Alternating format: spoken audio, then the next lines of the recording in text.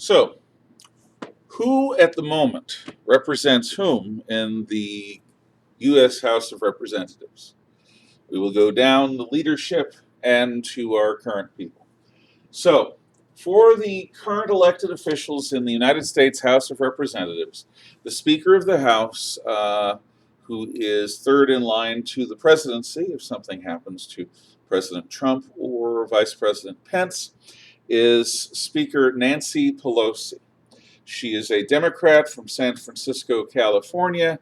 She has been in Congress since the 80s and has a solidly left-wing liberal progressive voting record.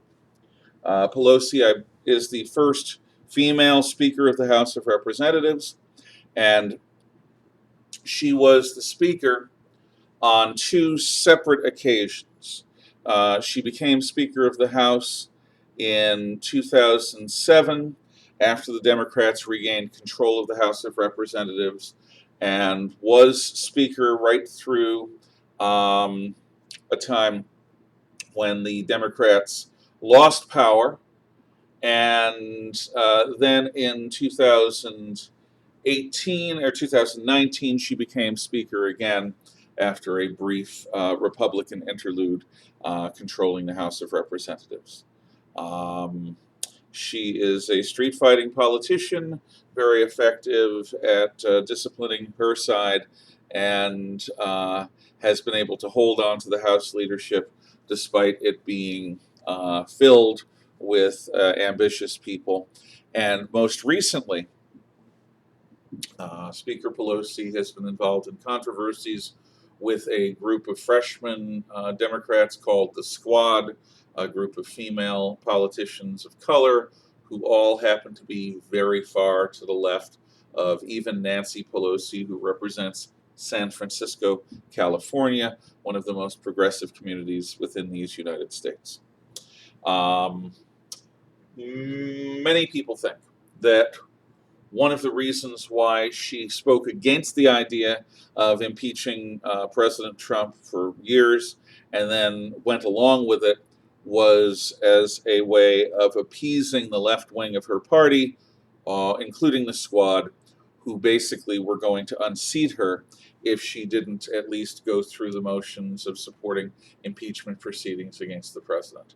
And once she made the decision, all of her doubts about this being a good idea were in the past, and she was absolutely on board. That is a disciplined machine politician. The House Majority Leader is Steny Hoyer of Maryland. He is, again, an old-style machine politician Democrat, though while his position seems to indicate, the title of his position seems to indicate that he has a lot of power. In fact, Steny Hoyer works for Nancy Pelosi. The Majority Leader works for the Speaker of the House. That's the hierarchy. Third in line of the ruling hierarchy in the House is the House Majority Whip, James Clyburn, also a Democrat. They're all Democrats in the leadership because they have the majority. James Clyburn represents South Carolina, a district within South Carolina. Clyburn is an African American. Hoyer is not. He is an Anglo-Saxon American. And Pelosi is of Italian, well, she married an Italian, and she's, of course, a woman. So in terms of the identity politics so important to the Democratic Party, the House is led by a woman, and a black man is their chief disciplinarian, their chief whip, and the Majority Leader is sort of an old-style Democrat politician. So if the Democrats were to lose the House, it would be because in the next election, more Republican representatives were elected than Democrats. You don't need more than a majority of one. If you have a majority of one, you are the party in charge, and you get to make all the rules. And again, there isn't much restraint within the House of Representatives. So when the Republicans ran it, they ran it for the benefit of the Republicans, although moderately. And the Democrats do not hold back when they're in charge of the House. They go for it. They go for their policies. Even as somebody who is not a Democrat, I have to admire their zeal. Nothing else. Now, on the minority side, the House Minority Leader is Kevin McCarthy. McCarthy is probably most famous for putting his foot in his mouth a few years ago um, during before the 2016 election. There was as Hillary Clinton was being set up to be the Democrat nominee. There were real questions about Hillary Clinton's performance during the Benghazi massacre, or lack of performance, should I say. And there were questions about Hillary Clinton having a private email server in her home, which is against all government regulations. And McCarthy talked about Clinton having political feedback because, quote, we set up a committee, a Benghazi committee, looking into this, which in the world of the anti-Republican media made McCarthy look like a political hack who was using the genuine tragedy of the Benghazi massacre as an excuse to go after his political opponent in a cheap and salacious way, when in fact it was supposed to be about the dead people that were killed during this attack, and questions about why the American military, who was after all just a couple hours north by air in Italy, did not come down and intervene. But he still, despite this gaffe, became the majority leader when Paul Ryan, who had been the Republican Speaker of the House, resigned from Congress. So he is the minority leader. He does not have much power within the House because it's winner take all, but he does have at least titular control over the Republicans in Congress. The House Minority Whip is Steve Scalise. Scalise is actually famous for something more serious. A few years ago, Scalise was a member of the House baseball team. The House Republicans have a team, the House Democrats have a team, and one of the things that these old guys do is they play some baseball. Well, a anti-Republican maniac went to the field and started shooting at people and shot Scalise and almost paralyzed him and almost killed him. Scalise went down. Luckily, one of the people in Scalise's party was able to return fire and stop the assassin before they could do more damage. Against many odds, Scalise recovered, and his attitude under fire and afterwards was nothing less than gracious.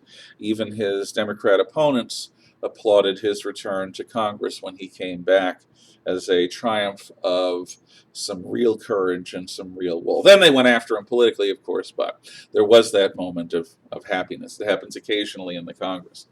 Scalise, like Clyburn for the Democrats, Scalise represents Louisiana, a congressional district in Louisiana. Scalise's job, like Clyburn's with the Democrats, is to discipline Republican congressmen and make sure that as many of them as possible vote the party line, to reward those who do and to punish those who don't. So, Idaho has two congressional districts.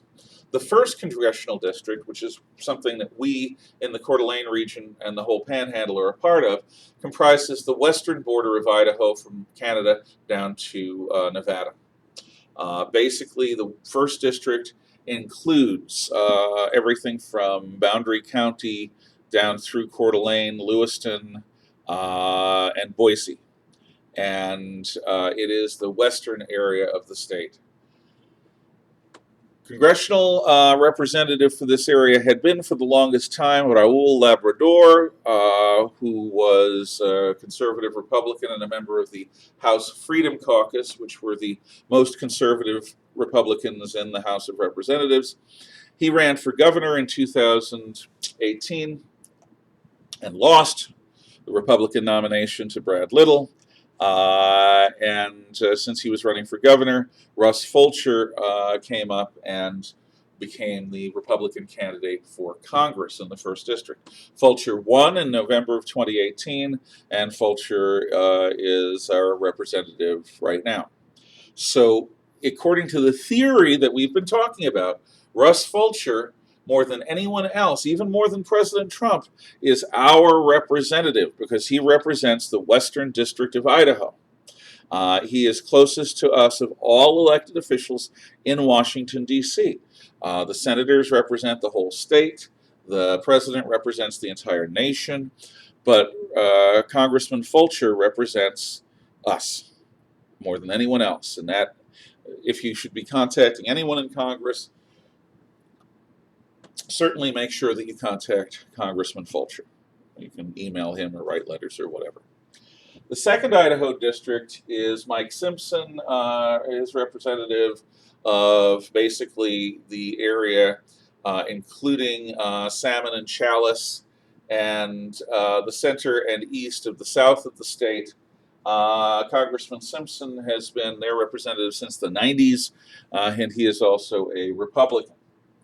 Now, the next House election is this year.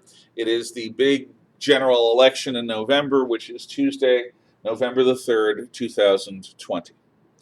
Next time, the current representatives in the U.S. Senate.